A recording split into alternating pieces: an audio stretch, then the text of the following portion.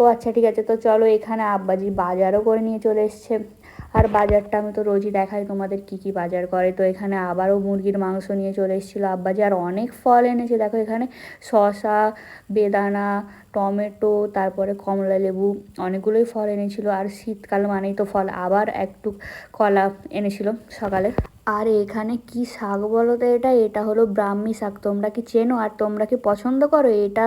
এটার শাকটা আম্মা যে পাতলা পাতলা করে ঝোল করে কখনো চিংড়ি মাছ দিয়ে, আর আমাকে আর ভাইকে দেয়, কারণ এটা খাওয়া খুবই উপকারী। আর এখানে ব্রোকলি এনেছিল, ব্রোকলি আজকে একটা ভাজার তরকারি হবে মনে হয়। আম্মাজিকে বলছিলাম আজকে ব্রোকলিটা করো, তো আম্মাজি আজকে ব্রোকলি করবে। আর এখানে উচ্ছে, বরবটি এইগুলোও এনেছিল। তো দেখো এখানে সব বাজারগুলো আজকে যা যা বাজারগুলো এনেছিল ওগুলো দেখিয়ে দিলাম।